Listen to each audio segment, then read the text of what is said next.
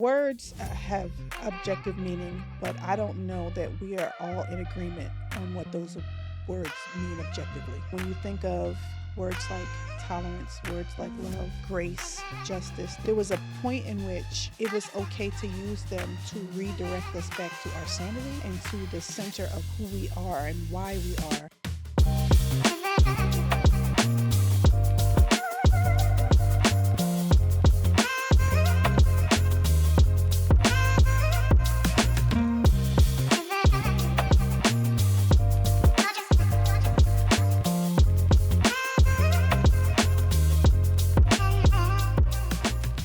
We're living in a cultural moment where disagreement always feels like war.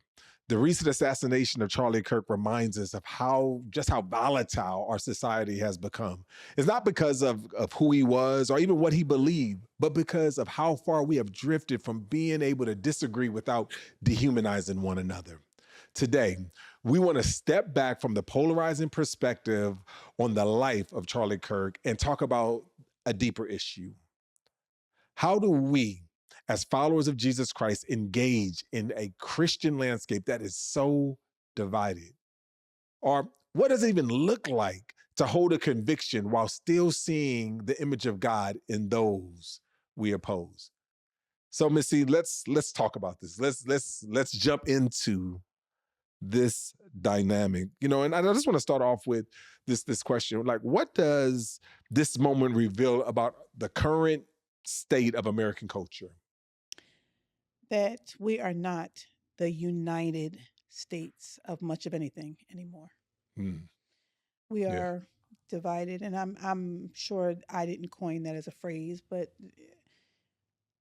the idea that there was an ideal that we thought could happen, we could all come together and we could dot dot dot. I don't know if any, I won't say if anybody, but I don't know if that is the ideal anymore for many in this country. Yeah.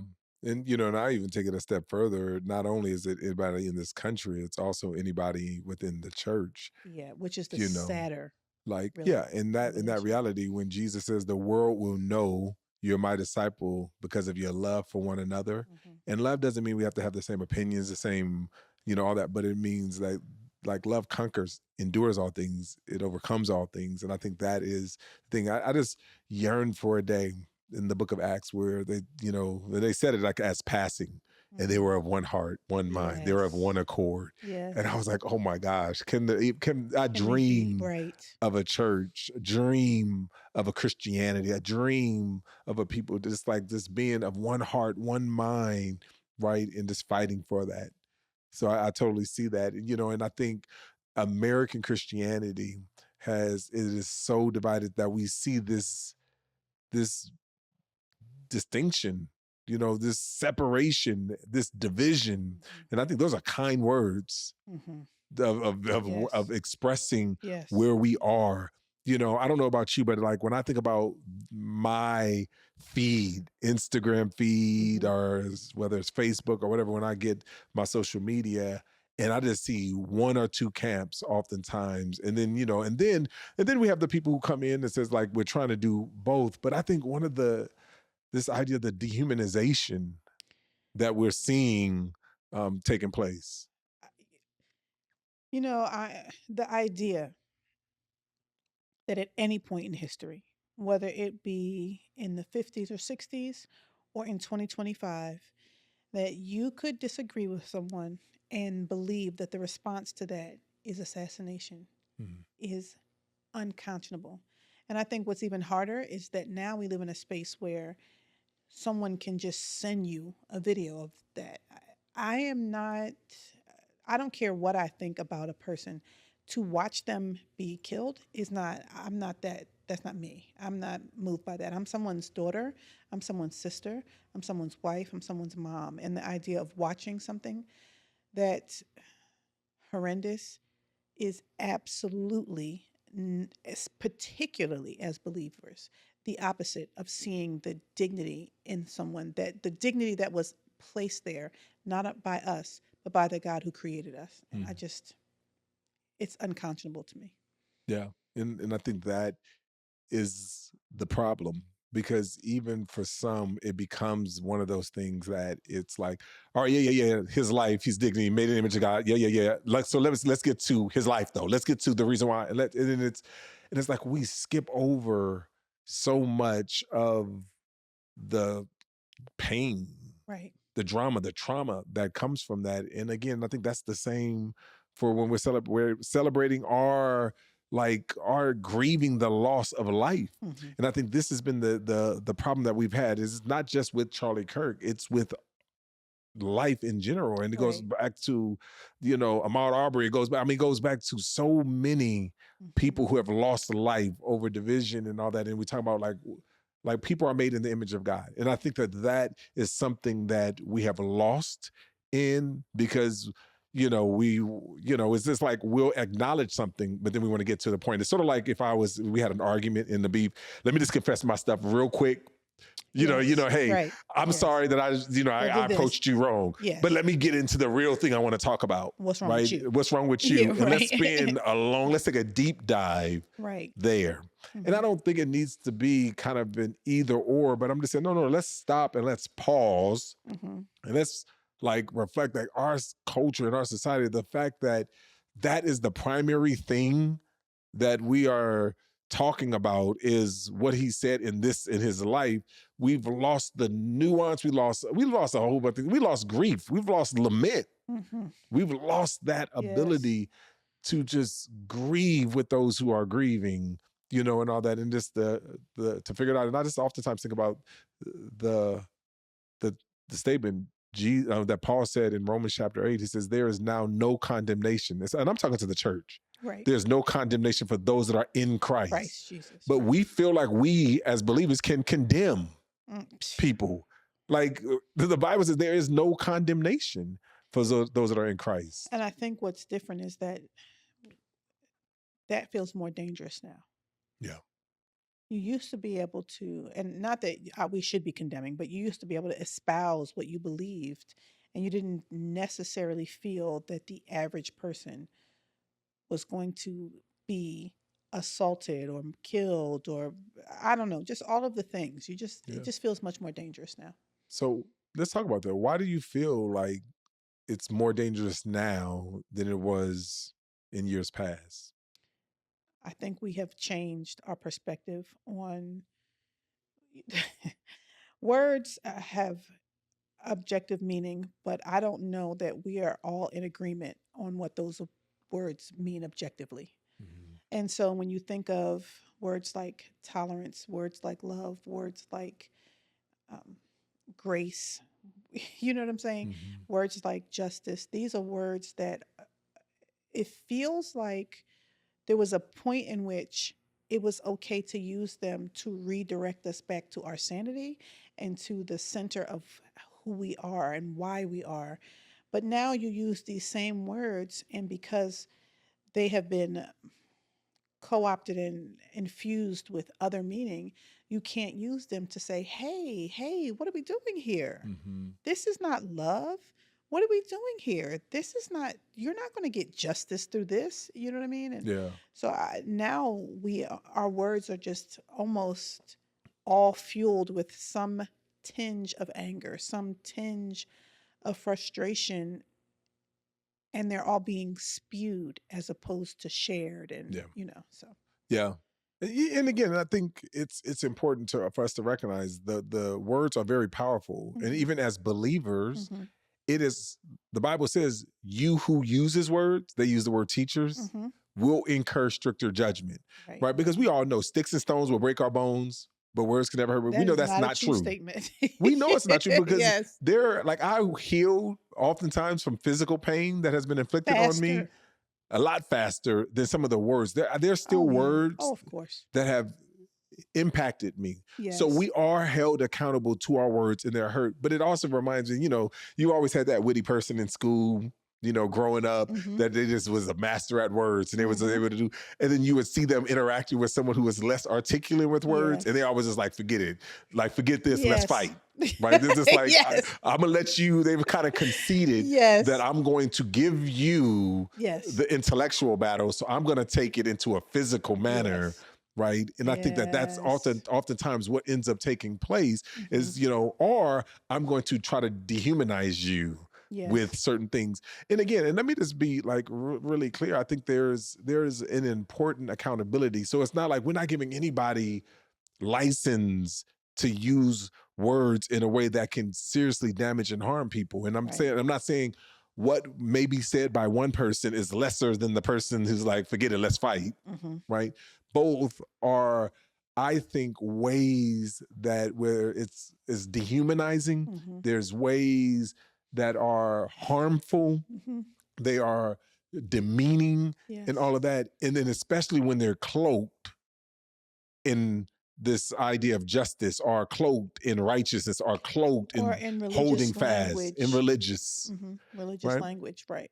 Hmm. And so I It's just think like that's when you're important. telling somebody it's really mad at them, but you're cloaking that anger in Christian words. And by the time you're done, it's like, this sounds less like a lesson from Jesus and more like you're just mad at me. Yeah. You know what I mean? Yes. Yes. Yes.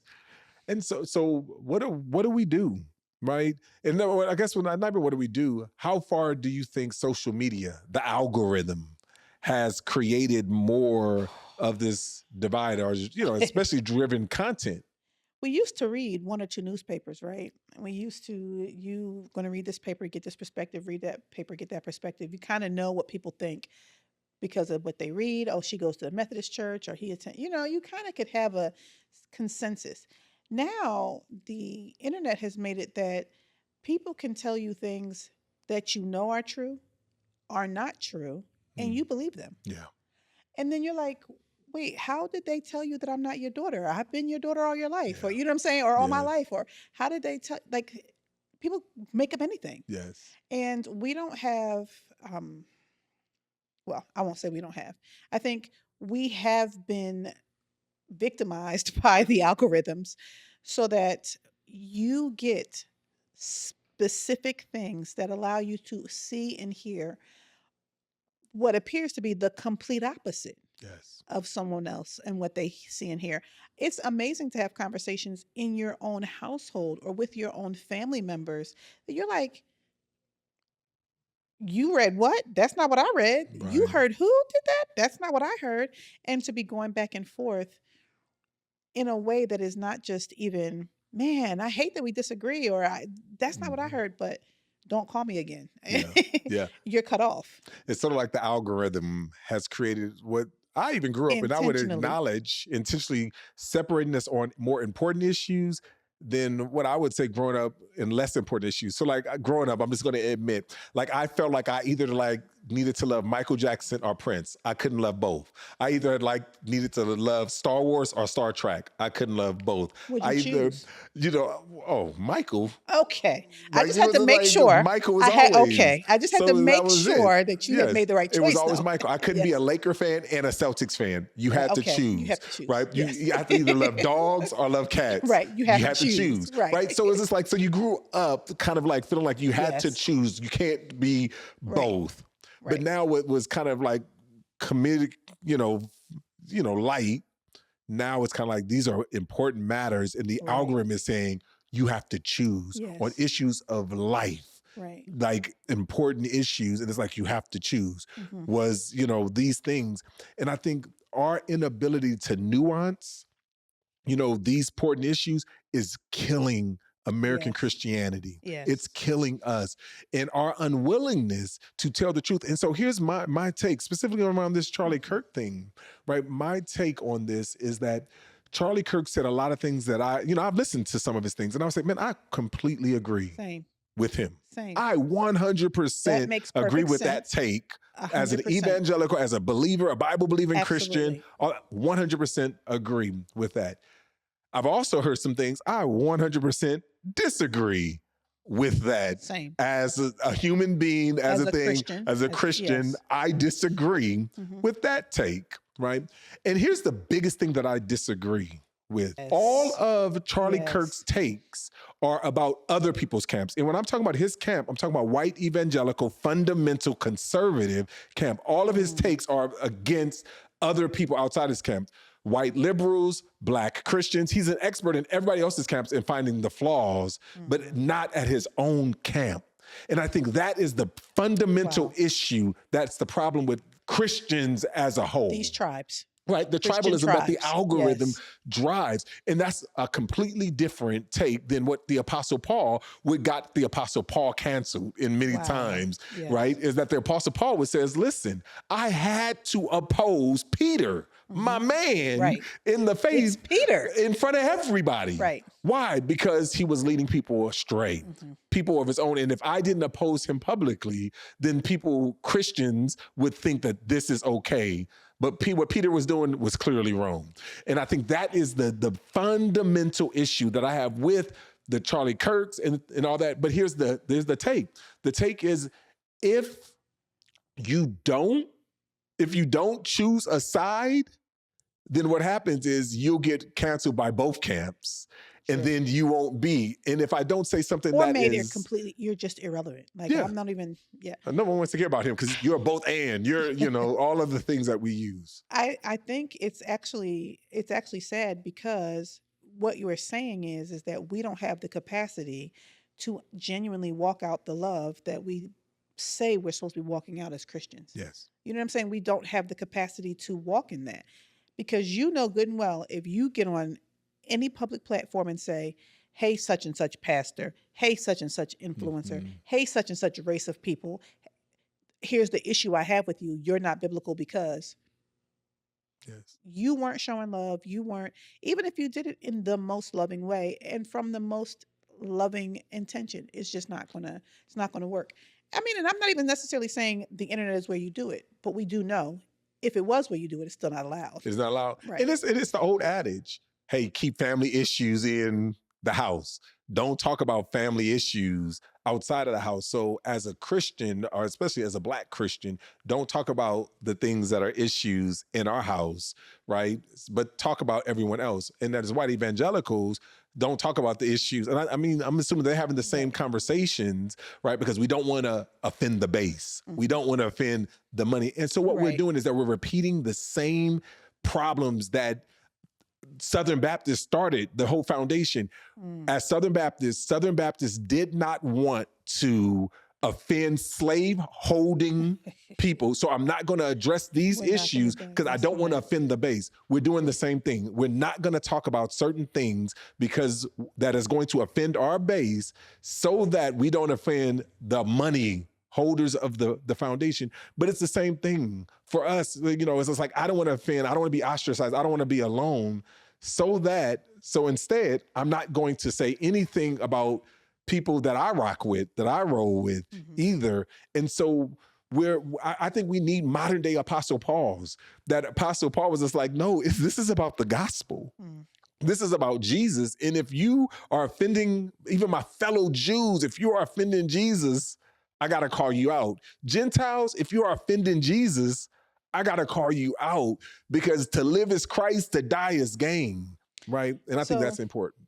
So now we have a generation who has witnessed this complete dismantling of what it means to disagree in the public square, right? We have a generation who has watched that. How do they learn something different? Yeah, I think, how do we learn something different? I think we gotta, and I'm always gonna come back to, we gotta become people of hospitality, right? We gotta become a people of doing, and when we become hospitable people, we have to make observations and not accusations. If I say to you, that was stupid, that was offensive, the only thing you're going to do is be defensive. Right. Instead of saying, when you say this is what I hear. Or how I feel. Yes. Yes. Or what's received. Right. And so, like, we got to make observations over accusations. And I think what we begin to do is make judgments on people's things instead of asking. The other thing that I think we have to do is that we have to start approaching people before we take this thing public. Let's start approaching people private. Now, in the case where something has done public, it's sort of like the old things like, hey, you've been cheating on your husband. I'm going to give you about 5 days or a day or whatever to go, you address the situation, or I'm going to have to, because I can't just allow this to take place. So I think that there needs to be more of that. So like, you take the person that you disagree with aside and say, hey, I want you to know that I think this is harmful for Christianity as a whole.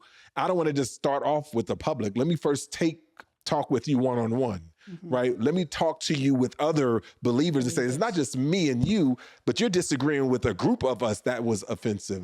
Oh no, all right, well then we got to take it public. That's Matthew 18. My mama used to say, if you want to put your show on the bus stop, I'm going to have to answer that on the bus stop. On the bus like, stop, yes. Is this what has happened? But I will say, I do believe that we haven't even figured out how to receive that though. So if you're going to walk through Matthew 18, I have to have the humility even as a leader, the humility as a member of this church or part of this community to hear. And I think that's also part of the breakdown, because I can tell you what's wrong with you. You don't need to be telling me what's wrong with me. Yeah. We can have the conversation about how they offended us, but we can't talk about how I offended you. And I think that that's the hard part. And and I think part of it is a spiritual discipline that we see at Acts chapter 17 when it says the Bereans got together to discuss whether or not. I think it starts with our own camps, getting together and having open and honest conversations about what things are acceptable and not acceptable in our camps. So we don't have to start with dismantling the algorithms. We got to have honest conversations of feedback within our own camps, right?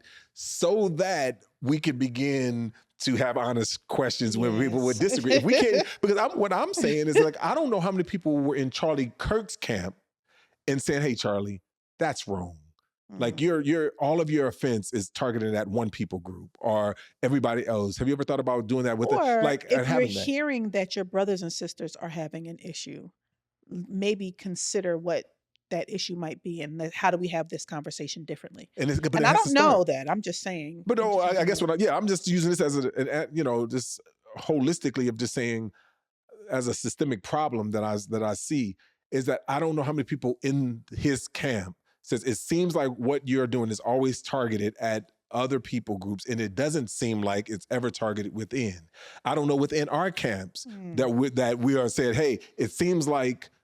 I don't know how much, like the conversations that we have internally that we need to have that, because we don't know how to even have these types of conversations where we disagree with one another in close thing. And if I can't do that with people that I love, I'm definitely not going to do with people that are disagreeing and differing from me. And so part of this goes back to a foundational thing that we do. I mean, even down to the home, that I'm met with so many married couples that can't have honest argument, right? Honest disagreement. So if we can't do it on a husband and wife level, we're not going to do it on a nuclear family level.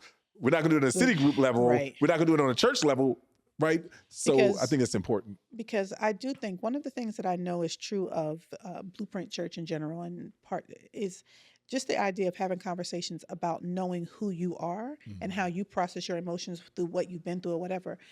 I do think I have found that I have been in conversations that were supposed to be about where we are, this relationship, and I felt like I didn't realize I was supposed to have brought debate notes. Yeah. Like I didn't come here prepared to challenge you. I came here prepared to engage in a conversation.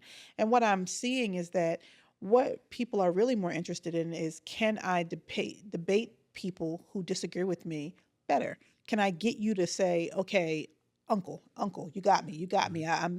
I give in, as opposed to arriving at a space where we are supposed to be hearing each other and you may be making all the right points. How do you get me to that? You see what I'm saying? Yeah. How do I have the skill to even get you to the space to hear me? And how am I opening myself up to listen? But that doesn't help the algorithm. That doesn't help me. That's not going to give me more followers. That's not sensational. That's not going to get me more. That is not sensational. Like, it's like, I got to say something that is inflammatory, this ain't all the things. The algorithm. Like, it's not. And so that's why so many people, we say silent. We remain silent because let me just ask you, how many people, period, do you 100% agree with? I mean, Jesus. Hopefully, I got some things with Jesus that are, I have but some understand, I got some questions. questions, but Right, I he's got some Lord, questions, but he's right? Lord. He's Lord, Right. he's right, all those things. Yes. But No, again, right. You're right. there's nobody like, In in our terms own of homes. in our own homes. Our And kids don't agree with us. yes. Yes. And I think Yes. so if that's the case, being able to have healthy dialogue and Right. healthy disagreement is a norm. It's a normal practice. So we got to create and cultivate that muscle, right? To strengthen it, and able to do it. I grew up as a football player, and I tell the staff Blueprint all the time. Like as a football player, we had this thing called film room, Mhm. right? And then what I've learned in every game that Mhm. I play, some games I was like, man, I killed this thing. Like I'm going in, and I was like, this is gonna be a great Wait film room. show the film. Show the film, and I'm like, man, I never played as well as I thought that I played. But then Wow. there'll be days like, oh gosh, I don't want to go into this Yeah, go film film room. This room. is about to be bad. And I recognize, man, I didn't play as bad as I Mhm. thought I was. Mhm. But the point is that in athletics, we had the film room. And Right. that's where we can have honest conversation about how we're playing the game. Yeah, that's And I true. think the church needs the film room. Yes. We need spaces to talk about how honest we are playing the game. And right now, we're not playing the game well. And we don't need to go out. We're not going to fix this problem on the field. Right. We got to fix this problem in the film room And the film talking to room one another. didn't mean don't go back out on the field. No, it doesn't mean Right? that. It doesn't mean don't go back, retreat. It means let's go back out better, because when you know better, you do better. Because we've had honest conversation in the film room with our teammates. Yes. With people that's on our team. Who gets to hear you failed, you fumbled that, you messed that up. And they're like, well, you did. Yes, but there's and another you be game. like, you know what? But I won't do it next time. I won't do it next time. Right. We need more film rooms. We need more of that taking place. And until we do that, we're going to continually be raging out on people. We're going to continue to doing what the scriptures call us not to do, right? Because we're doing it, we're being reactionary versus responding. Because if I'm in the film room, I know the tendencies. Hey, this person's going to come at this way, or this angle. How are we going to respond? Understanding that this is not, maybe it's going to happen, it's going to happen. How do we respond versus react? Because if I'm just reacting to things because I'm not expecting it to happen or whatever, then you're going to get it all right in that. I also do think, though, sometimes we're dealing with manufactured rage, where this tribe is mad at that. Oh, okay, we're supposed to all be mad at that. But then if you were to really pull a person to the side and say, now explain to me the nuances or the ins and outs of why you're mad. They couldn't give it to you, but we're all supposed to be mad. Yeah. And I think if more of us were willing to be actually honest and say, I actually am okay with them. I actually am not mad at them. I think, and we were willing to allow the tribe to even see, some of us in here don't actually hate that, you know what I mean? Or don't think that way, that we also would begin to have to be forced to have more introspection in these tribal groups. Yeah. So here's a question. How do we avoid demonizing people who disagree with us? Or even coming with the tactic of demoralizing people who have different disagreements with us? You know how when people say the people who forgive much are people who recognize that they've been forgiven much? I think those of us who understand that we're broken and had to be rescued, those of us who see themselves as flawed and recognize that every day I got to get up and beg for grace to keep going, those of us who are broken by their own sinfulness, those of us who recognize that I have more oops in my past than I do, oh my gosh, I killed it. I think when you begin to really live in the reality and it almost makes me want to cry, the vulnerability of the brokenness that I am without Christ. How dare I? Who am I? You know what I'm saying? When David said, who am I that you are mindful of me? And yet I'm the one who is going to tell you how terrible you are because you don't think like me. I love what you said, this idea of that concept of brokenness. There was a statement that was oftentimes that was used in the book called When Helping Hurt. And When Helping Hurt talks about when our help can be more harmful than helpful, right? But there's a statement in there that they said that has always captured me. When until we embrace our mutual brokenness, we will Yes. continually do more harm than we Then do good. good. And I Yes. think that is the tension, is that we are not embracing that we are all mutually broken, Yes. right? And then that brokenness is expressed in different ways. And this is the reason why we end up raging out, we end up creating, because we try to highlight other people's brokenness over our own brokenness. But until we embrace that we are all mutually broken Yes. and made in the image of God, the Imago Dei, like we will continually do more harm than we are good in trying to fix the Right. so-called problem. And I think we don't recognize that that brokenness is not matter of fact, but that it's deep. Because, you know, I have relationships with people that I'm like, I want you to love me a different way. I want this relationship to look differently, but you're broken. And so it's silly of me to want from you what you cannot give. And so now it's actually on me That's good. to walk this thing out differently. But I also think we don't take literally what Jesus said, these some of these biblical concepts of like, today I'm supposed to die to myself. Today I want to be mad at such and such, and I'm supposed to focus on what? Jesus. Yes.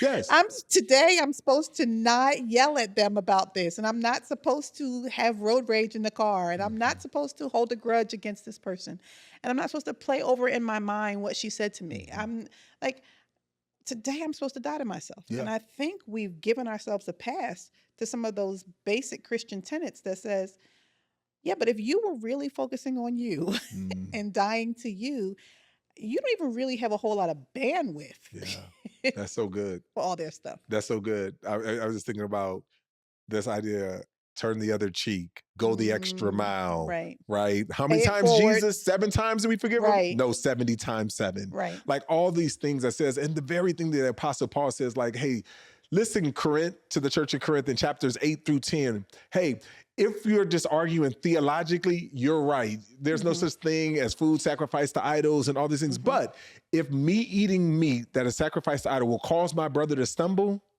I'm never going to eat meat again. You gotta worry about you it. know, all things may be lawful, but all things are not permissible. Right. They're not helpful for the common good, right? In a way where we're fighting for our rights, that very principle kind of bucks at what Christ is calling us to be. So I think the role of an urban missionary that is in a world that is so divided and so things, and we got to stop trying to worry about who's right and who's wrong and understand that God has called us to this ministry as his ambassadors, right? To preach Christ and him crucified.